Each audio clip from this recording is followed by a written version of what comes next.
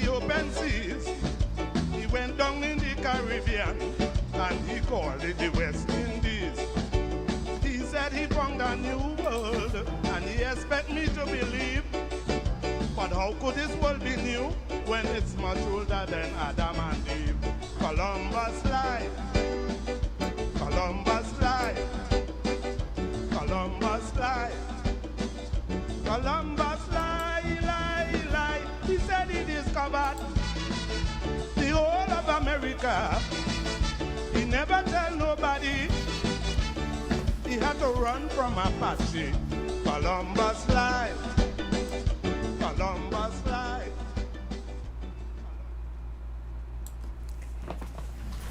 Folks, good evening and thank you so much for showing up. I am already seeing lots of you on the live feed. So Debbie, you reach. J Dimples, Jazzy Boisson, Leon Graves, Alicia Thomas, Sheldon Jack, Carol Duke, Ali Bob, John Edwards, Natalie. So I had a whole range of songs I was thinking about to start my first live with, but I had to do Columbus Live. I hope you all like my t-shirt, specially done for me by Saga Boy Culture. So I'm showing all of the design, right? And of course, because we had to talk the things, there are plenty things going on. And the poster for today's live, what I tell you. So, first thing, I'm back. We're back. And when I say we, I'm referring to, me and Tech Guy. So, hi to everybody. I know it was a long hiatus, a long break. I needed it. And I also felt that, it was good for you all as well to have time to listen to other people, hear what other people have to say, see how other people is handle news and bringing news and analysis for you. Hi Marsha, hi Erla, hi Karen. So I'm gonna spend a couple minutes, just kind of chilling with all you a little bit. All you could ask me questions if all you have questions, and then we're gonna get into the thing, because there are about 3 or 4 issues that I want to talk to you all about this evening. At first, I was like, by the time I done this live, it's about 5 or 6 hours we sit down here. And I said, no, I ain't going to spoil all you. We keeping it compact. We keeping it crisp. So, let me say hi to a couple other people. Hi Malik, or is it Malika? I just scroll back up to see Malik Joe Jenna, or Malik Joe Jenna, Kimberly, Kimora, Daryl, Sharon, Melissa, Pamela, Eve, Michael, Karen, Barry, Andre Dexter, Andel, Janelle Speth, Winston, 29 Super C. Hi, nice to see you again. I haven't seen you guys in a while. Candace, Belladonna, Cleavon. All right, good. So, between last year and now, yes, I did one little live to talk about the bacchanal with the SSA earlier on in the year, but it's been from November to now, so just a couple months shy of a year that I've been on hiatus, and had a nice rest, a good rest. The studio, Starboy kind of sleeping halfway in the studio and out the studio, so I couldn't close the studio door. So if you're hearing noises, ambient noises, because I couldn't close the studio and make it soundproof, because Mr. Starboy decided, no, you can't close the door, and he's sleeping across the doorway. I know what to say. So, as we resume, I should say this. I cannot guarantee that I will be able to do every single Sunday. I cannot guarantee that I'll even be able to do every single important issue, but I will do my best to cover as many of the important issues and to do as many lives as I can possibly manage, right? Because I have no intentions of getting back into a schedule that is unmanageable for me. So I will do my best to bring the analysis as best as I could bring the analysis, but I cannot guarantee that we're going to be doing weekly lives. But we are back, right? We are back. Okay, so what we want to start with, boy.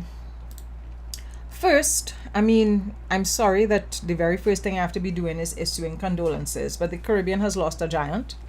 Sir Sridat Ramphal, Sir Sridat Sonny Ramphal, he's affectionately called Sonny.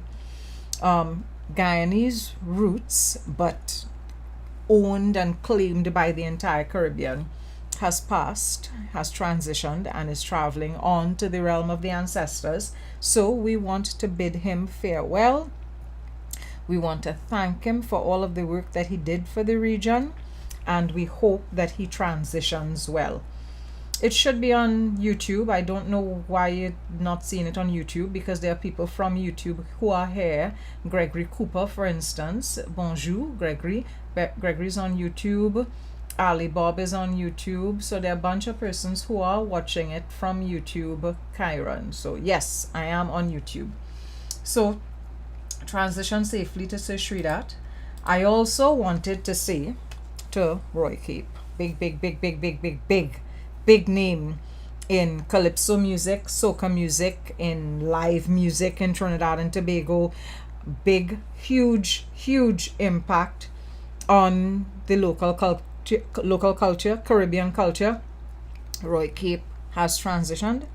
Condolences to his family, to his loved ones, to all of the musicians and artists that he has impacted on, affected, shaped in any way. This is a big loss for us. So I hope he transitions safely into the realm of the ancestors, and we are grateful for the contribution that he made to us and for us while he was here.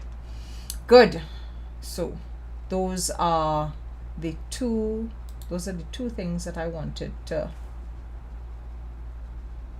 two persons I wanted to honor a little bit. I might do a better thing for Roy Cape when we get to Calypso Month, because of the impact he has had on the art form. Good. Now shifting gears a little bit, literally. So Express had this picture. As a matter of fact, Express, when the week start, when the school terms start, put up these pictures day in, day out, right? Pictures of the traffic jam from south coming up to north, and from central coming up to north. I've noticed that they ain't put up any pictures of the traffic from east going west. So I pick up already on the subtext in the argument that is being made. The Express has decided that it is aligning itself. Not that this is new, right? This is actually old behavior from the Express. It is aligning itself in a very politicized way with how it is bringing news. So there is going to be, going forward, a persistent rhetoric from the Express about how difficult certain geographical locations of the country have it with respect to traffic, when traffic is a problem for the entire country. There is no one sector, no one sphere, no one geographic location, no one group of persons who experiences more traffic or worse traffic than any other group outside, once you're outside of Port of Spain.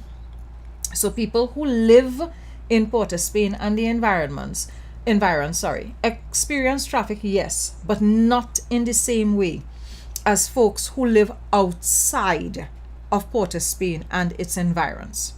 So once you are living east of the lighthouse or south central of the lighthouse, you experience mindless traffic on a daily basis.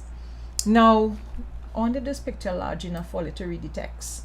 Let me center it. Let me make it big enough for it to read the text. It says, this image was captured after 9 a.m. today. because it's somebody in the traffic who took the picture, right? And they are sharing the picture on their page. Long into the workday, it shows standstill traffic heading north on the Solomon Hochoy Highway after the Presal overpass. What it does not show is the deep frustration, the hopelessness, and the helplessness of thousands of citizens who have been dealing with this for months. So let me start to unpack. Let me start to talk about this. I see somebody talk about the Maraval traffic. Anna, let me tell you something. That Maraval traffic is a mad scene. So for people to assume that it is only certain parts of the country that have to deal up with traffic, no. And so I am debunking that one time.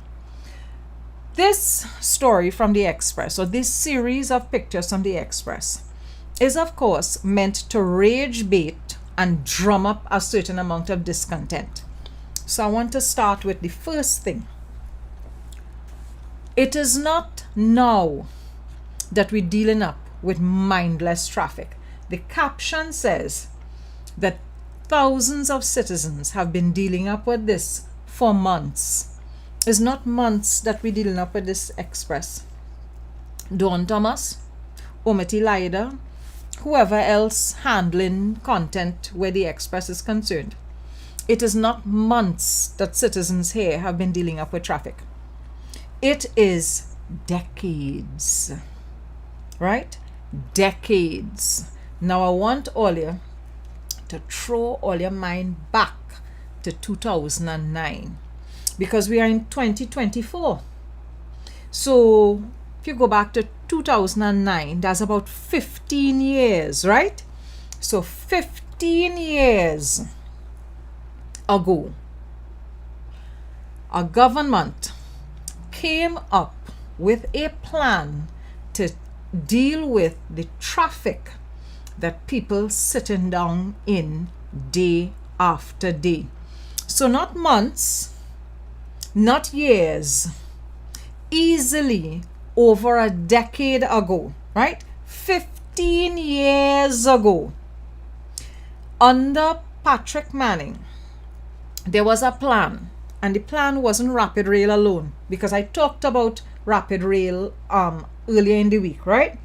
The plan was a causeway from Chaguaramas to Port of Spain, so that people who have to get into the peninsula and get out of the peninsula on a road that is one way in, one way out would have an option.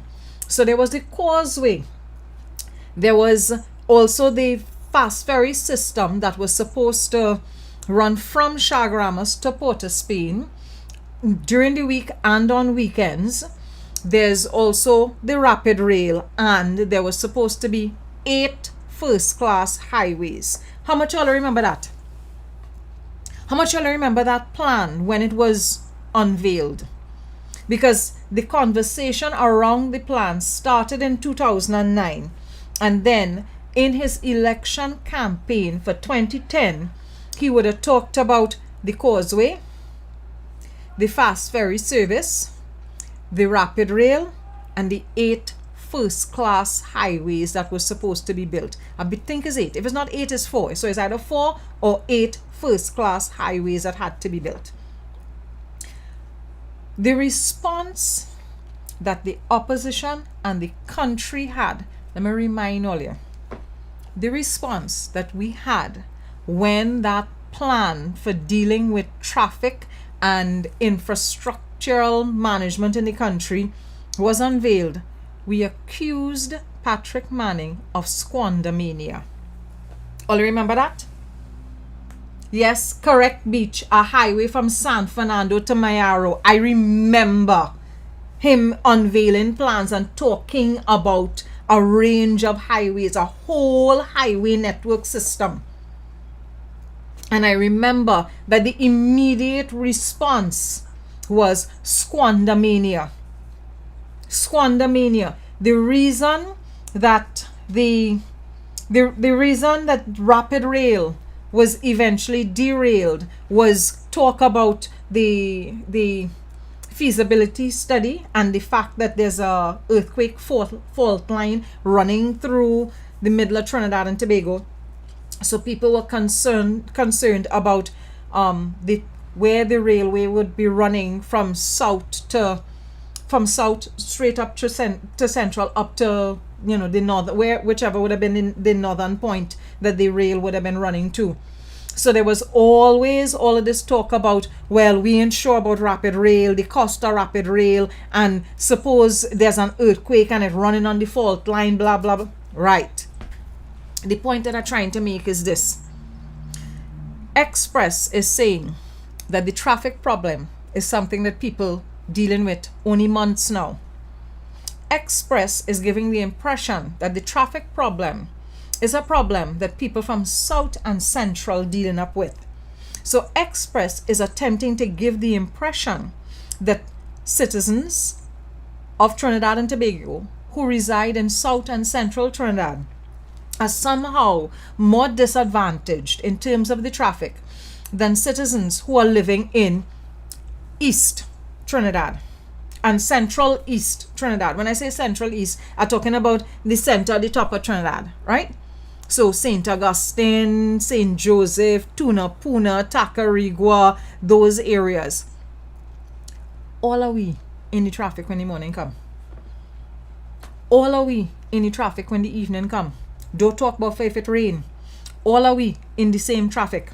Don't talk about if it have an accident on the highway, or if a car overtake a next car bad on the highway, or if a truck park bad on the highway, or if a truck capsize on the highway. All are we in the same traffic, especially if all are we on the Churchill Roosevelt part of the highway that is before Grand Bazaar. All are we just be in that traffic. But Express wants to give the impression that the traffic is a new thing, the traffic only impacting on certain geographic locations in the country, and there has never been an attempt to treat with the traffic situation in this country. So there was a whole plan, and we opposed that plan. Now that is the plan from back in 2010, right? So that was one plan brought forward in 2010. The next problem is a work from home plan. Up to now, we can't iron out a work from home plan. And I want to remind you all that both private sector employers and public sector employers, note I am saying employers, right? People at the management level are saying that they want their employees in front of their face, right? They want to see bodies in buildings. They want to see bodies coming in the door in front of them. We don't have a mindset here when it comes to remote work, because we think if we're not seeing people, we cannot manage people. And if we can't see people, work ain't getting done. That is the approach of most employers here. So that problem on the highway is not a simple problem. And it didn't start months ago. It didn't start recently. You know, the other aspect of this thing that we ain't discussing? We ain't discussing the foreign use and roll-on, roll-off car industry in this country. Every household in this country have more than one car. We have more cars in this country than we have households. This island has not expanded. Trinidad ain't get no bigger since Columbus lie and say he discover we. Right? The size of Trinidad and Tobago has not changed. So you have an island, or two islands, let me see. Because Tobago has its own challenges with traffic now. You have two islands, same size. You have an unregulated car industry here, because anybody could import cars now. Anybody anybody who want to set up themselves and say, I importing cars, could import cars now. Every time you pass next to MovieTowne, and we going to MovieTowne just now.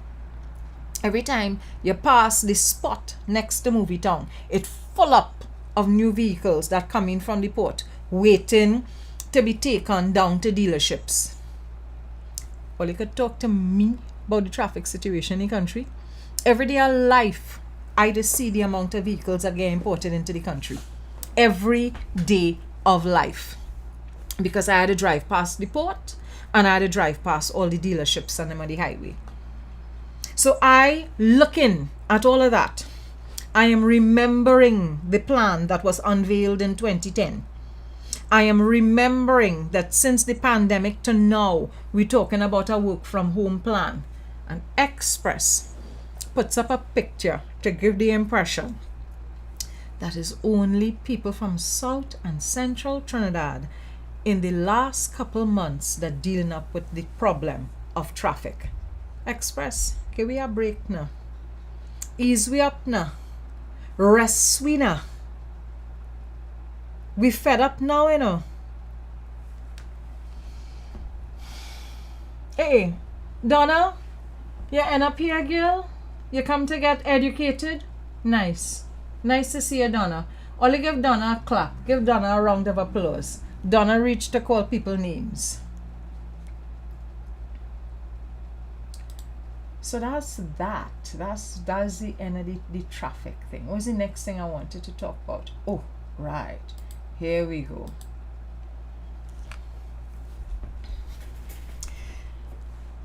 I reach, I would say, the end of my rope with Fitzgerald Hines and Ulla. Here, is it Harewood? Christopher Harewood. Let me double check and see how Ulla name was the order of Ulla. Harewood Christopher. I've reached the end of my rope with the Commissioner of Police and the Minister of National Security. There is a way in which both the Commissioner and the Minister are speaking to the population, communicating with the population, as if we don't know what we dealing up with and what we coping with on a daily basis with respect to our feelings about crime. Right? Ulla need to realize that it is not her job to tell us to pray. Ulla is not my priest. Ulla is not my ear. Ulla is not my spiritual mother. Ulla is not my pundit. Ulla is not my imam. Ulla is none of those things to me. She's not my reverend. So it is not Ulla's work to turn around and tell me, pray about the crime situation. It is not anybody's job, any of their jobs rather, to turn around and tell me that we as a community responsible for the crime around us. And I'll tell you why I say that. It is not that we don't know. We understand. We are clear on it. It is not a situation where anybody here don't know that Trinidadians and Tobagonians are part of the crime problem, right? So for you to come and sit down on TV, sit down in a press conference and tell we, well, crime taking place here since time immemorial. We know that. We're aware of it. Bad parenting leading to criminal activity. We know that. We are aware of it. Social situations, organized crime. We know that. We are aware of it. Let me tell you what I would like to see in a press conference from National Security or from the TTPS. Because I'll say this, when murders racking up and when crime stories racking up, my knee-jerk reaction is not Hines had to come and say something. My knee-jerk reaction is not the Prime Minister had to come and address the nation. That's not my knee-jerk reaction at all. Let me tell you what my reaction is. My reaction is, when the Commissioner of Police, whoever she looked like, wherever she looked like, whether she looked like Ulla or if she looked like Gary, come and address us and speak to the population from a perspective of intelligence. And I'm not talking about intelligence to mean bright. I am talking about information, data. Because there are a range of crimes in this country that have occurred, and the police damn well know how they connected.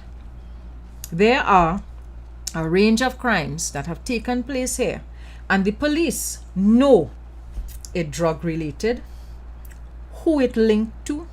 They know it's reprisal killings. They know what is a reprisal killing for. They are aware.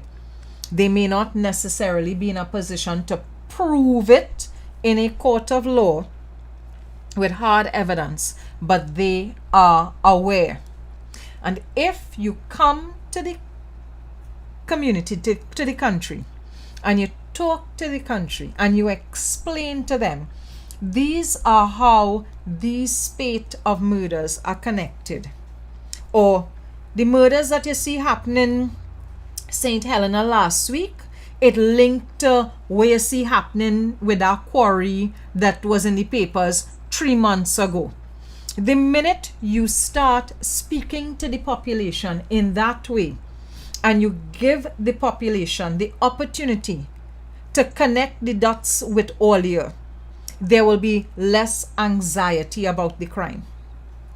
I'm not saying that people are going to feel entirely safe again, but people at the very least are going to understand what is happening.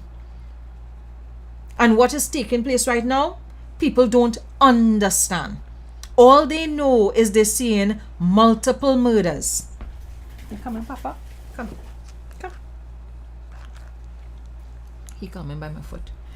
All they know is that they're seeing multiple murders, double murders, triple murders, quadruple murders. Father and daughter get murdered. And they're wondering, but what is going on here, boy? How this place comes so? None of this has happened overnight. None of it has happened overnight. The TTPS have analysts.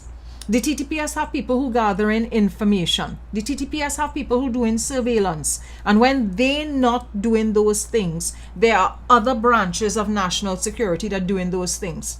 You're coming to tell me that we spending billions of dollars every year on national security, and we can't get 2 people, just two people to come and sit down on TV and talk to us like we're sensible human beings?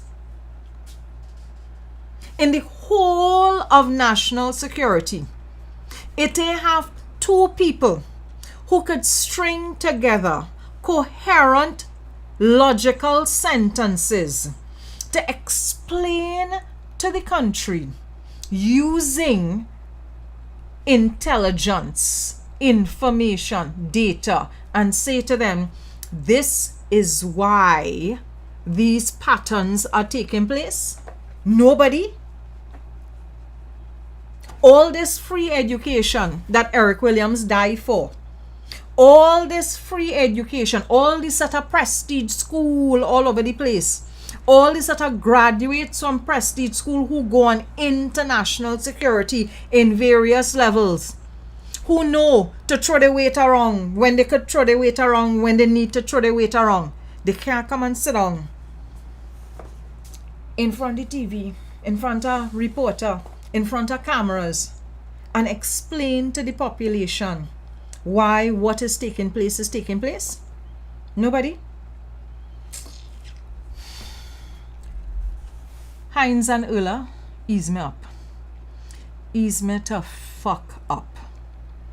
I don't want to hear nothing about pray. I don't want to hear nothing about pray. I don't want to hear nothing about crime has always taken place here. We are aware. We know. But all you know more than all you're saying to the public. And when you say nothing to the public, and when you hold whole press conferences that amount to saying nothing to the public, all you are doing is digging a hole for yourself. That's all you're doing. Digging a hole for yourself. And it is not my job. And it is not any other reporter's job to come and communicate to the public about crime. It ain't nobody else's job. That's all your job. $10 billion a year, all you're getting. To manage resources, to pay people's salary, to buy equipment, to do surveillance, to do a range of things. We just want 2 people. 2. Me even ask only if a whole panel. I do not need a whole panel of all you. 2 people. Preferably good looking with well modulated voices. Because I can't stand high-pitched, whiny voices, and I can't stand people who can't speak well. 2 people to come and talk to the public. And me even saying they have to come and do it every week, you know. Once a month. Once a month. 2 people to come and break down for the country. This is what is going on with crime right now. This the data. This the intelligence. We explaining what the data mean. We explaining the patterns that we seeing. 2 people. Neither of those 2 persons should be Hines or Erla. Neither. We don't want them around. They could sit down on the side. They could sit down somewhere else. If it becomes necessary for them to jump in and talk about a policy or a human resource issue, then yes. But get 2 intelligent people. Kareem said he asking for 1. Kareem 2, because when 1 person go on leave, we want the next person to be able to come and talk. That's why I'm saying 2. Me are greedy, but I understand that people, this how workload and thing, they might want to take a little hiatus. 2 people. That's all. Just 2. Coherent. Eloquent. Now I had to close the door. Stella and Starboy fighting. Hold on.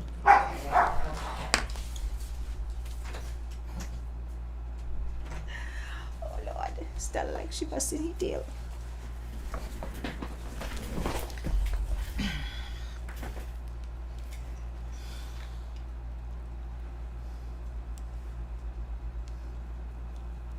But I really can't believe that I had to come here and talk to the Ministry of National Security and the TTPS about communicating.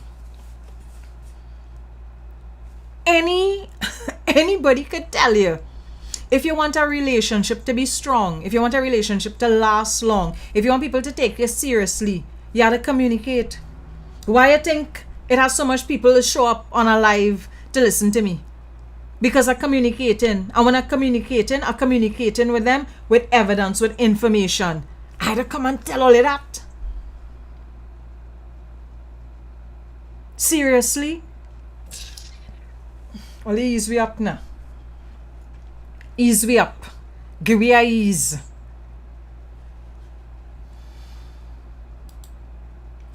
So, where am I going to now? I'm going to get a pre-action protocol, yes. Well, yeah. So here now. All in all, Trinidad and Tobago is a place that is revel in its stereotypes, right? Its ethnic stereotypes. So one of the things that I grew up believing is that people who does run business here, people who does run shop and thing here, right? Shop and business and thing, is successful people. You know, they know how to manage resources. They know how to spend money. They know how to make money. So I try to understand what really going on with we boy Derek Chin. So Mr. Chin have a shop. We know it's not a shop, right? But like, okay, Mr. Chin have a parlor. Mr. Chin running a big fancy parlor. And he running a big fancy parlor on our land. And I need you all to understand this. MovieTowne is built on state land. Mr. Chin built a parlor, and he built a parlor on our land, right? Now, the agent for our land is the Port of Trinidad and Tobago. And the Port of Trinidad and Tobago been renting this land to Mr. Chin for more than a decade. I put up a story dated all the way back to 2013 on my page earlier today.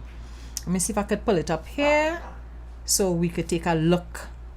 Just scroll through the story a little bit, right? But Mr. Chin have a whole parlor billing on we land. Where the link to the article, boy? Oh, I left it on Facebook. In any case, it is there on Facebook for you all to... Is it this? No. It on Facebook. Give me a second. Do I have access to Facebook off of this? Because I really want all it to see the story again. Just now. Can I get to my pages from here?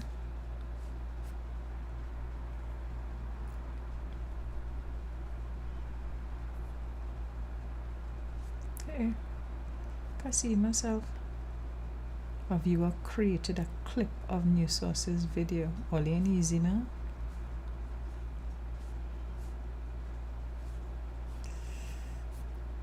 Okay, I can't open it from here. But is the... Ah, yes, I can. Give me a second. Good. Right. So, Afro Raymond, I think we are all familiar with Afro Raymond. Afro Raymond has a blog, right? And you can see the website address there, afroraymond.net. And back in 2013, December of 2013, he wrote this article, this column, called the Invaders Bay Review. I want to go down very quickly to the bottom of the article. He says, I'm asking whether MovieTowne has a lease, license, or tenancy agreement to occupy those lands. Hey, I forget I could put myself... Right, there we go. I'm asking whether MovieTowne has a lease, license, or tenancy agreement to occupy those lands. Does MovieTowne pay any rent, license fee, or charge of any sort for the use and occupation of those lands? What action is UDCOT taking on this? What action is the Commission of State Lands taking on this? It would be unacceptable for an entity in breach of state policy to benefit from the decisions of the state. I hope that is not what we are seeing here.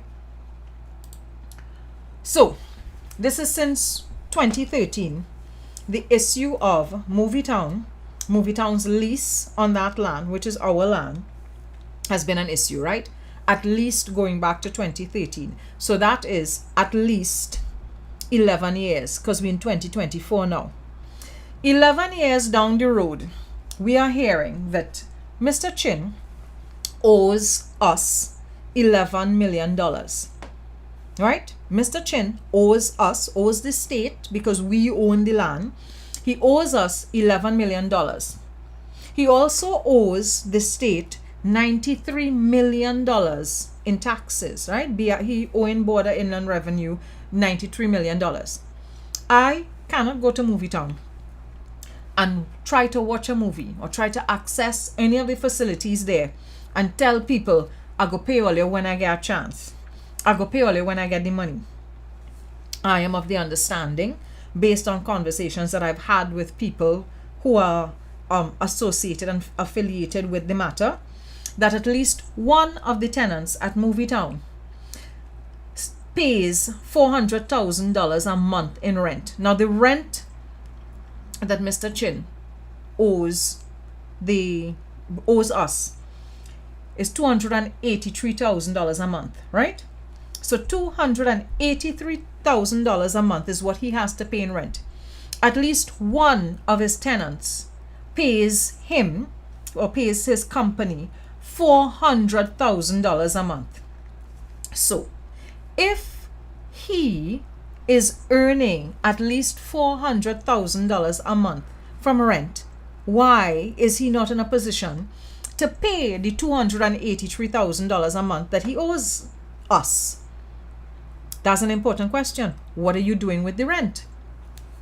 And then, because Mr. Chin realizes that he has defaulted on his rent, he also defaulted on his taxes, and he beginning to look like he ain't a person for the state to be doing business with, Mr. Chin then decides that he is going to go to the media, or I should say to the Express, specifically Anna Ramdas, to play out this whole issue in the court of public opinion.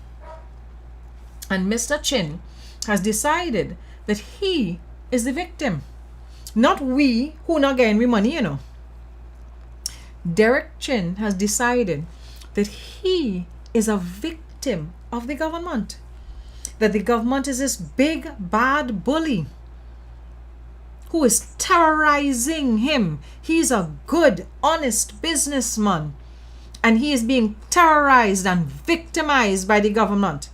The government who he is owing upwards of $100 million in either rent or taxes. So let me get into a little bit of details here. So Anna Ramdas had this story early on in the week, right? Drama at MovieTowne a couple days ago. And in this story, there are a couple things that she says, or she alleges that she's taking from Chin. So I'm going to, let me go into the, I need to highlight the things that are said, right? Good. So in that story, this is one of the things that I said. The security officer is heard further saying, "You tell me you want to close the door, I'm telling you no."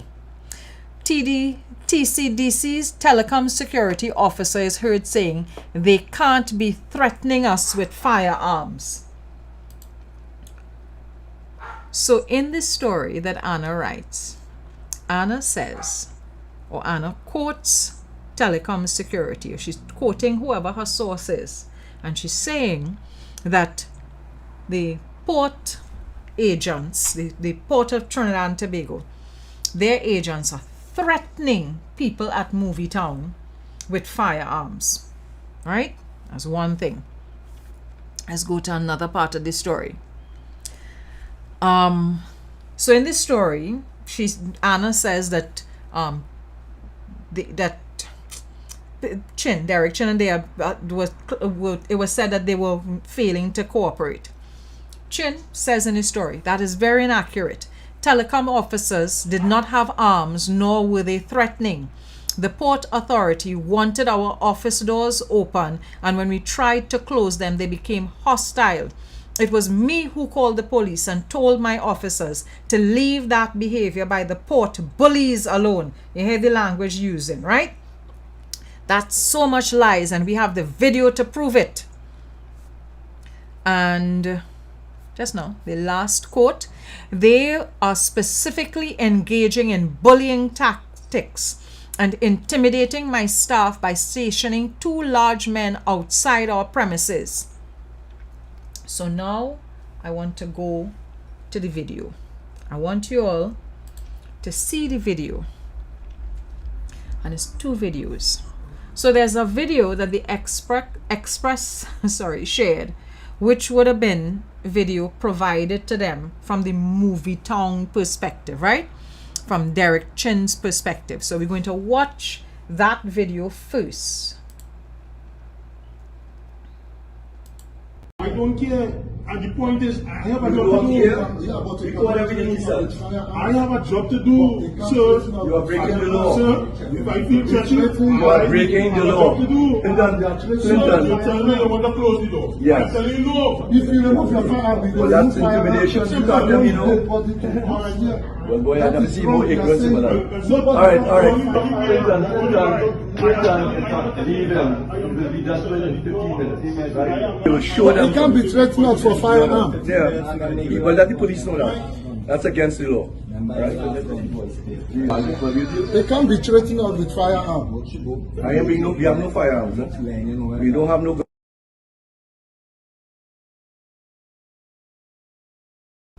I want to play it again, but I want to play it from a different I hope I've got it here, because I want to play it, and I want to insert myself in the thing, right? I want to be in the middle of the bacchanal. I want to be in the lockers, right? Oops, there's no.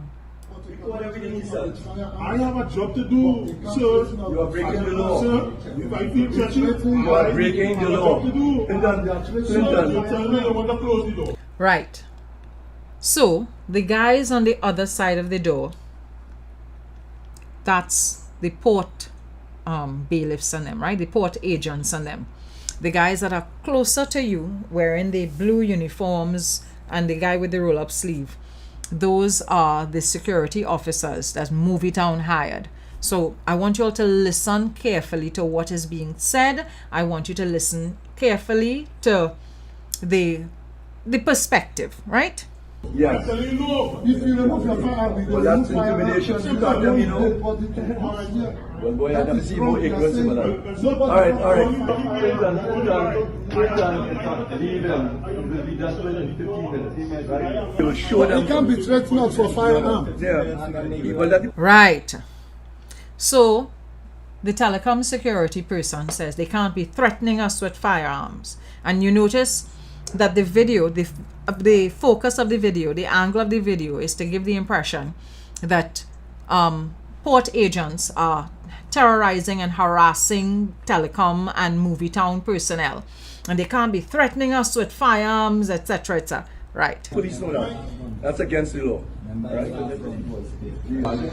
They can't be threatened out with firearm. We have no firearms. Huh? We don't have no. And Derek Chin says twice, we have no firearm. We don't have no firearm. Now, when you see a video like this is about 45 seconds. A 45-second video, and you're seeing the altercation from a particular perspective, and you have people saying repeatedly, you can't be threatening us with firearms. You can't be threatening us with firearms. We have no firearms. Obviously, you're going to be thinking, but this is a very volatile situation. And look at how port workers come in and they're getting on like bullies. Now, let's look at this from a different perspective.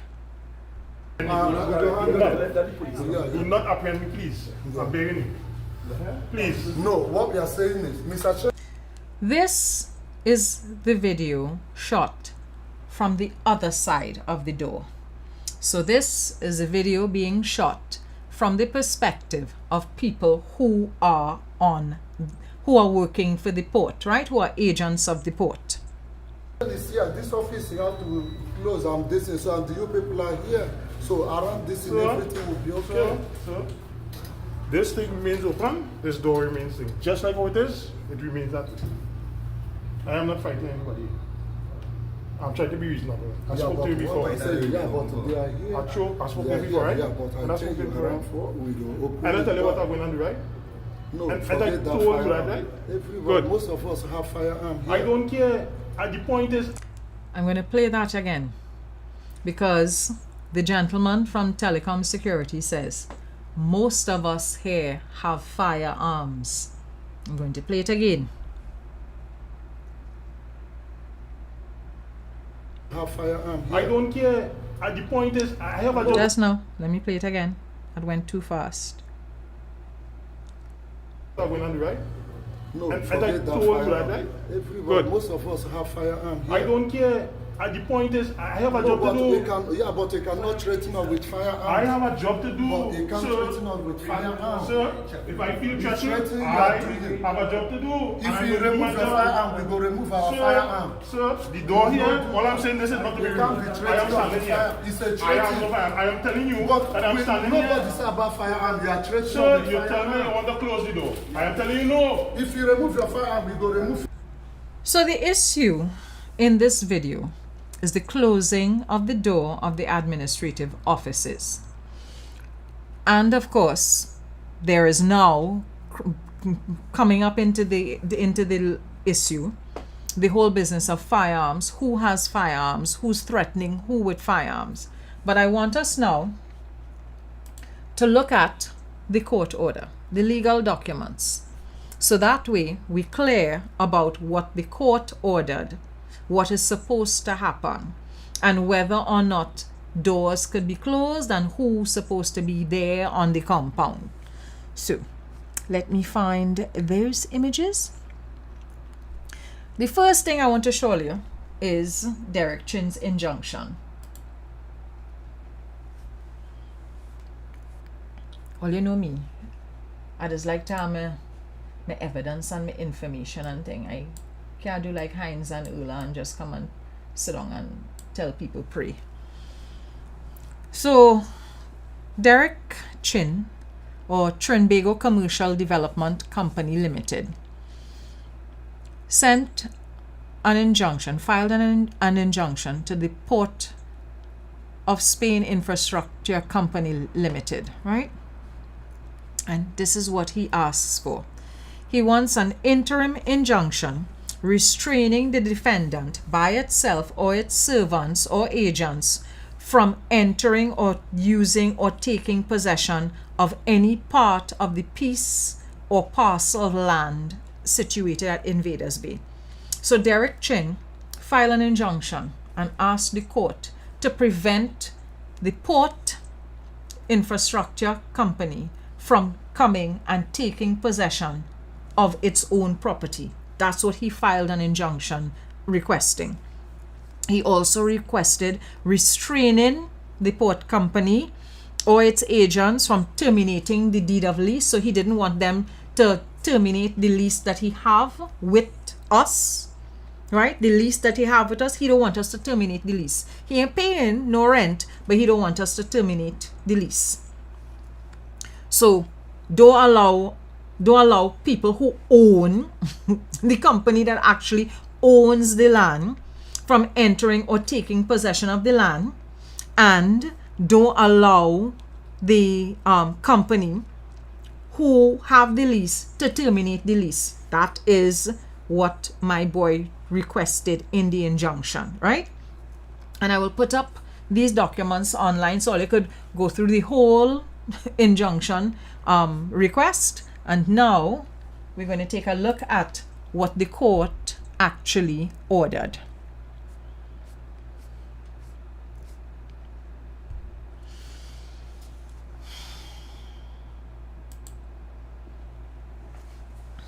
So the court ordered that Derek Chin had to pay $3 million before the 28th of August of the 11 million that he owing, that of the 11 million that he in arrears for, he had to pay 3 million, right? The court also said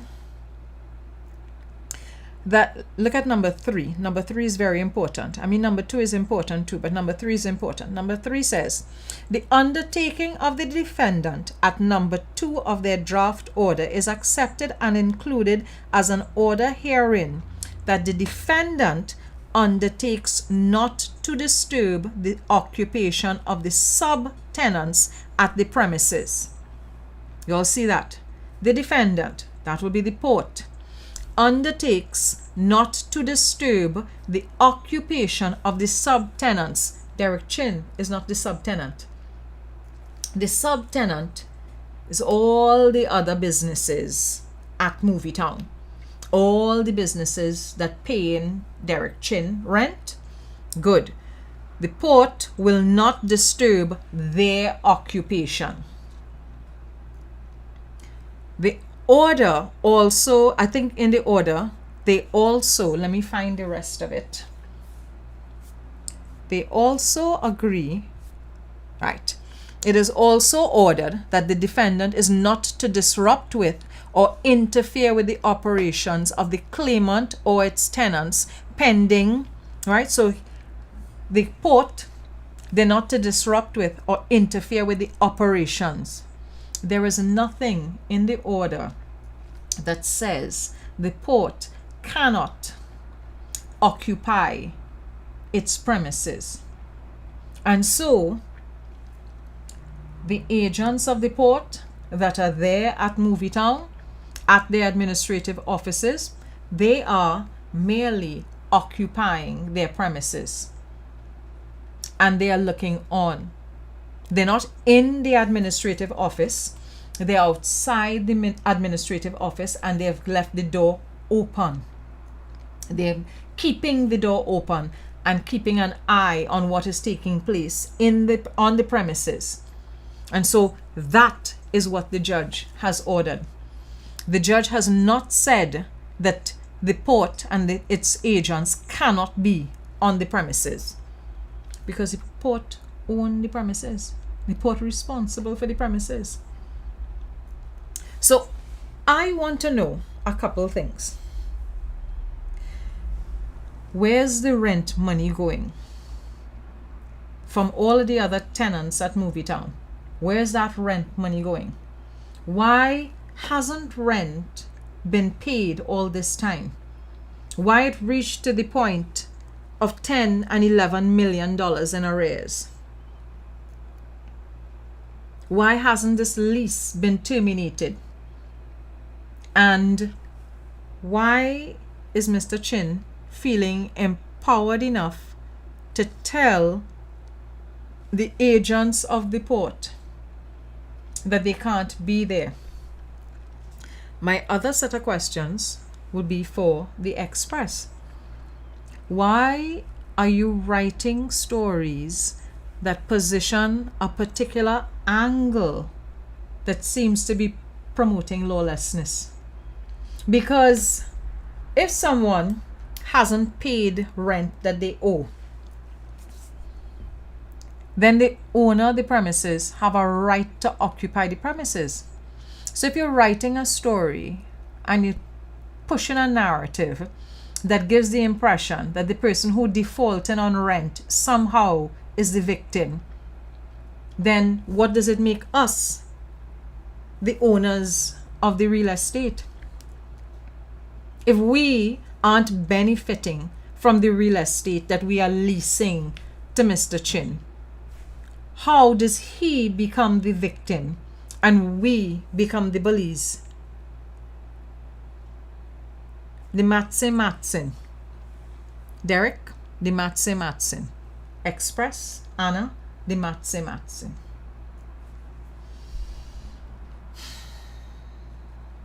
So that is that. That's that particular story. Right.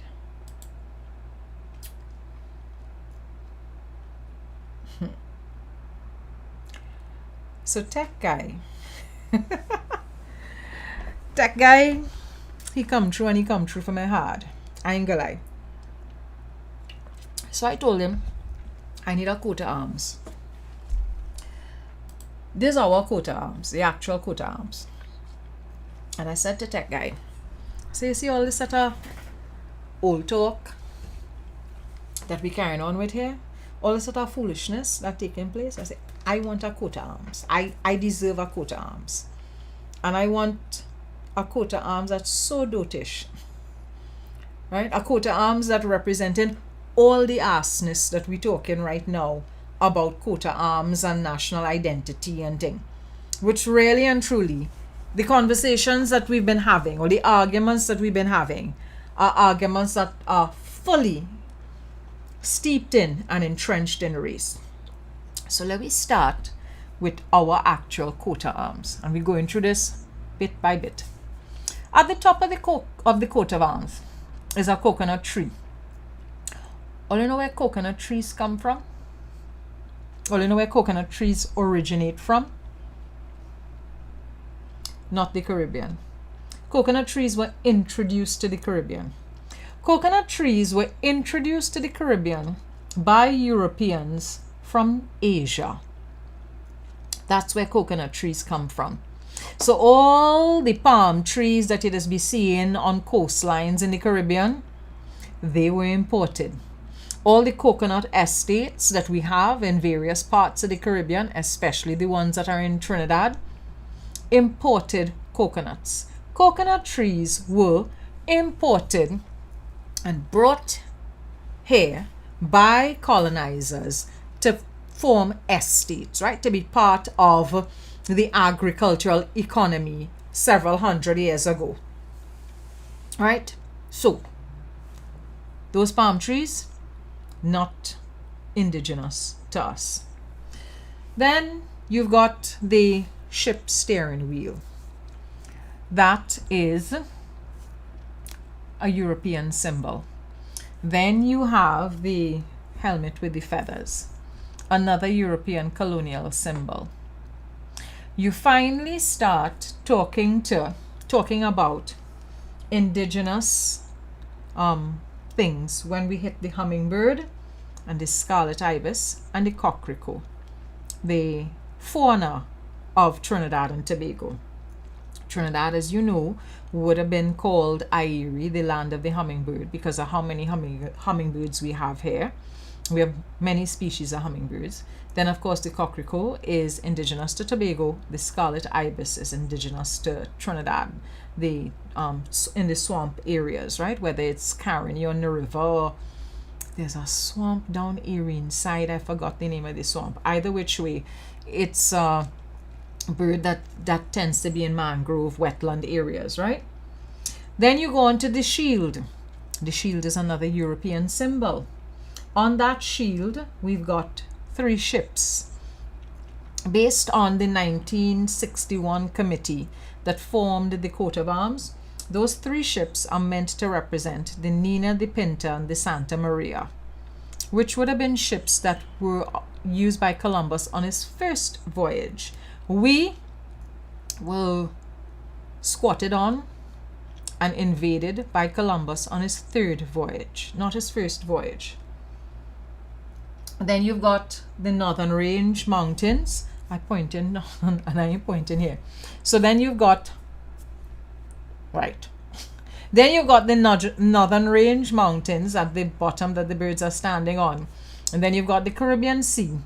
And then, of course, you have our watchwords. So, those are all of the things that are on the coat of arms. And those things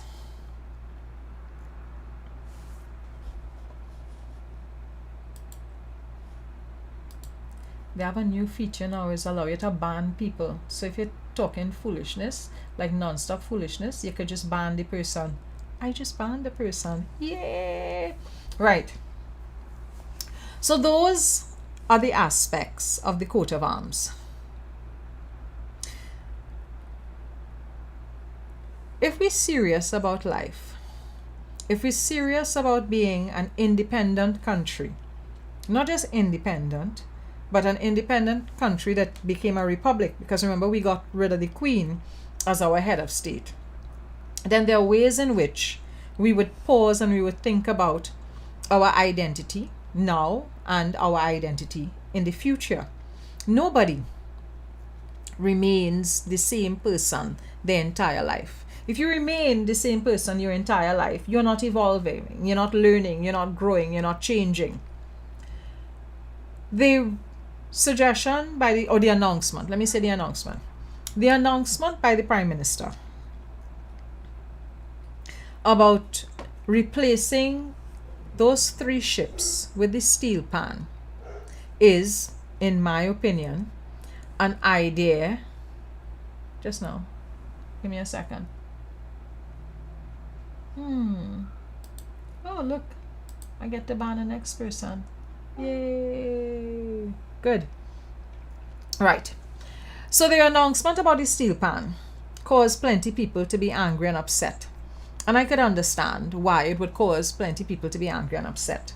Because the steel pan, an instrument that is indigenous to us, that is created here, developed by us, the only instrument created in the 20th century, is an instrument that has, since its creation, been associated with the Afro-Trinidadian community of Trinidad and Tobago. And we all know that when it comes to things that have been created, designed, associated with the African community in Trinidad and Tobago, there's always a lot of hesitation and, dare I say it, racism associated with anything to do with the African community. From the time we start heading towards emancipation celebrations in this country, you just have to sit down and look at the kind of conversations that is start cropping up online. There's a lot of hostility that the non-African descended population, and I mean the non-African descended population in this country is a very varied population. But you just have to look at what the non-African descended population starts to say when emancipation is coming around. And so there's often a lot of hate, a lot of nastiness, a lot of anti-black sentiment coming around to emancipation. And this year we would have had a situation where the Prime Minister would have announced a name change. So it's no longer just Emancipation Day, it's now African Emancipation Day. And that caused a certain amount of consternation. Then, prior to independence, the Prime Minister would have come again and announced that we were changing the coat of arms. Now, there are a couple of things that I disagreed with. I didn't think that Prime Minister should have made the announcement at a PNM convention. This is a national issue. We also know how sensitive Trinidadians are, Trinbagonians are about all kinds of things and how easy it is for things to become political. I wasn't making the announcement at a PNM convention. I would have made the announcement in the parliament that this is something we plan to do. Or I would have made the announcement at a press conference. He tends to hold the post-cabinet press conference fairly regularly, right? He hosts the conference often.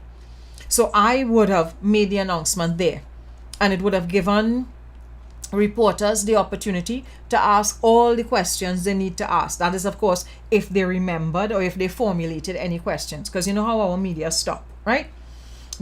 Unless somebody tell them what to ask in a press conference, most times they don't ask a lot of pertinent questions. But I would have done it in a press conference or in the parliament. I would have certainly done it in a space that would be perceived as neutral. But outside of that, I have not an issue with the selection of pan to replace the 3 ships. The way in which this population has behaved about the replacement of the 3 ships with the steel pan is to give the impression that all things about European colonizers have been removed from our coat of arms. It is one thing. There's a whole bunch of other things on our coat of arms that is still there representing European history, European influence, European impact, and yet all of the white and white adjacents and lovers of all things white in this society was up in arms and up in the fields and weeping and wailing and gnashing their teeth and getting on, as if the removal of 3 ships and the replacement of those 3 ships with a steel pan was going to lead to the erasure of European history in this country. There is nothing that can erase the impact of Europeans in the Caribbean. You know why? Europeans have impacted on our constitution.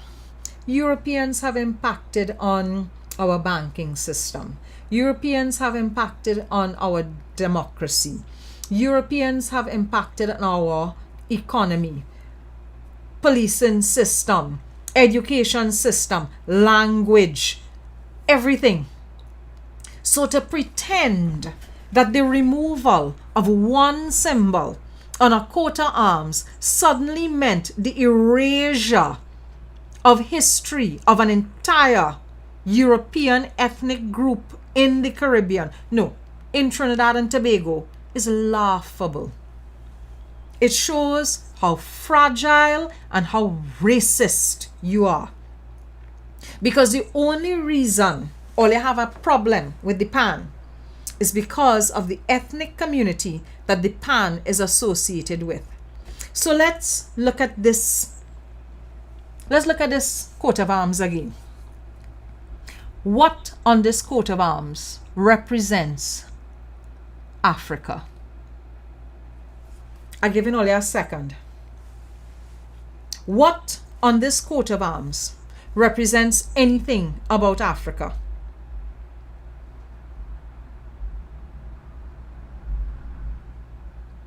And the reason I give it only a second is this, right? The entire New World built on the backs of enslaved Africans. The entire world's economy post 1492 built on the backs of West Africans.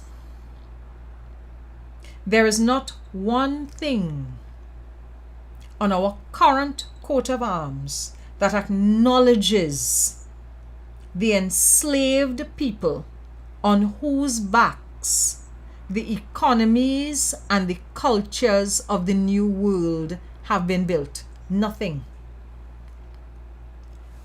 And one steel pan replacing 3 ships have all your melting down. You had to stop and ask yourself, wait, is about one steel pan have me feeling threatened so? Wait, is about one steel pan have me wanting to lose my mind so? I have good friends, well, they were good friends of mine until this issue crop up, who jump out their whole self to say this is an attack on us. I was like, really? Nothing on the coat of arms represents West African people, you know. The steel pan in and of itself doesn't even represent West African people. The steel pan is merely an instrument that we associate with black people here because of the community that developed it. But we, for whatever reason, can't see the steel pan as Trinidadian. We could only see the steel pan as black. Can't see it as Trinidadian. All of we just want to jump up and ball. All of we is one family when carnival time come around. All of we just want to talk about how carnival is a great equalizer. And we know that the steel pan is one of the things that represents the carnival here in Trinidad and Tobago. Not one of my friends who fall in the category of white or white adjacent lived up to my expectations. I watched the behavior, I watched the arguments, I watched the discussions, and I said to myself, my God.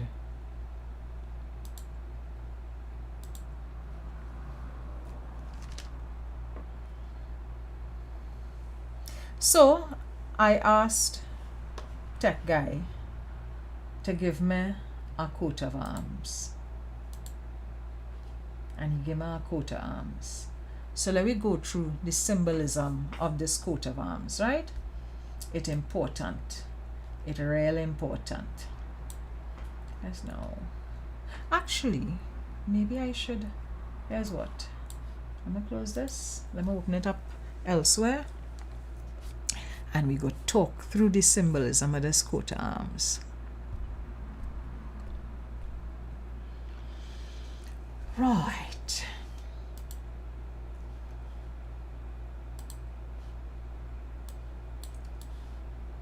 Right. Good. There we go.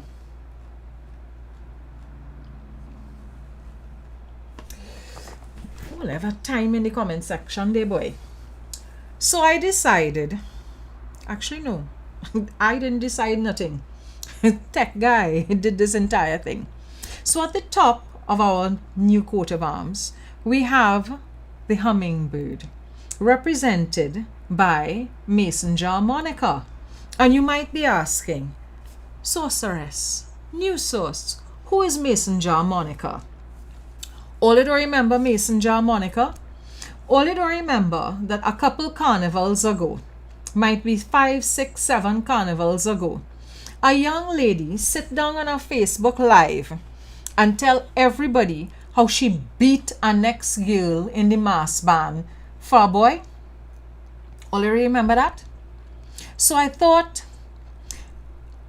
how can we not have Sarah Jane Waddell, who these days has become the most Trump of all Trump supporters, be at the top of our coat of arms?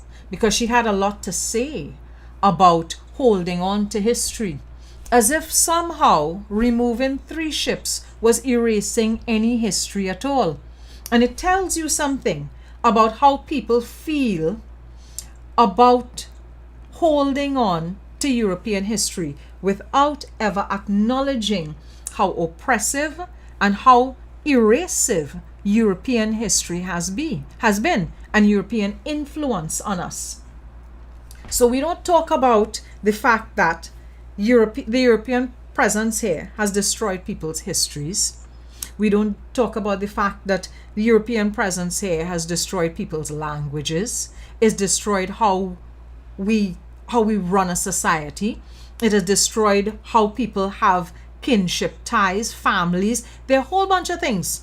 When we're talking about erasure of a group, an erasure of an identity, we don't talk about how European arrival in this part of the world destroyed so many other cultures. But we up in arms about, oh my God, why are we trying to erase the European influence here? Nobody could erase it. The mere fact that we have so few indigenous people around means that we can't erase the European presence here, because it is their presence that has led to the genocide of an entire ethnic group. It is their presence that has led to trafficking of another ethnic group. How are we erasing them? We're not erasing them. There is no way they can be erased. So we have Mason jar Monica at the top. Right after that, because here in Trinidad and Tobago, we have so much insecurity that we still need to see white people or white men named Christopher showing up here and claiming that he discovered things. So Christmas list had to be on the coat of arms, because we have such a deep affinity for white men from foreign countries called Christopher, who just show up here to pretend that them discover things. All right. Then MovieTowne, because I mean, that's a gem of Trinidad. To listen to Mr. Chin talk, MovieTowne is the best thing to happen to us on our land. And we needed to represent people who are willing to come and use land without paying for it. People who are willing to come and use resources and not pay back not reinvest, not do anything for the people whose resources they're using. So I needed to have that there. And then, of course, there's the argument, the whataboutism. So we decided, okay, we're going to change up the coat of arms. The Prime Minister announces steel pan, it is indigenous to ours, is our thing. And the very next noise that will come is the whataboutism. What about tassa? Why are we not using tassa? And the answer is very simple, because tassa is not from here. Tassa is from Persia. If the East Indian community here had created an instrument here in Trinidad from their influences from other parts of the world, it would be entirely acceptable to ask that question. If tassa had been created by the East Indian community here, if tabla had been created by the East Indian community here in Trinidad, if the dolak had been created by the East Indian community here in Trinidad, it would have been entirely understandable to ask why we not putting this, that, and the other on the coat of arms. Tassa wasn't invented here. That's all. And if anybody run up on you with that argument, the question to ask them is, what's your challenge with the steel pan? Why is steel pan bothering you so much? Why do you think that you have to undermine the steel pan by saying, what about this and what about that, and why you're not putting the other? Because that's where it stopped for me, you know. The minute people start saying, well, why not this and why not that? I want to know, well, what's your problem with the steel pan? What is your issue and challenge with the steel pan? The minute they start saying to me, now is not the right time to fix the coat of arms. There's a right time to deal with oppression.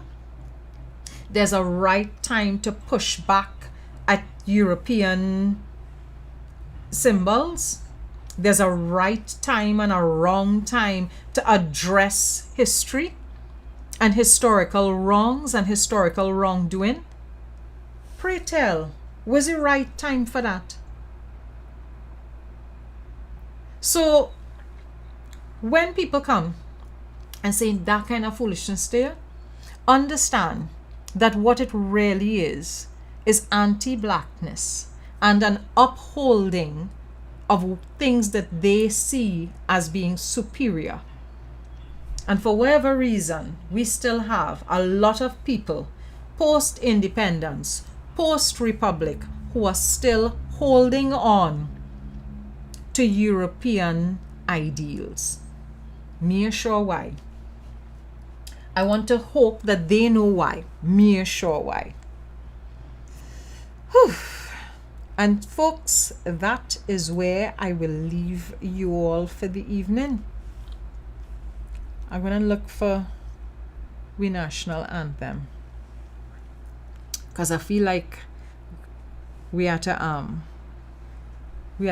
round off with we national anthem. Let me put this on silent. Right. So we're gonna close off with we national anthem.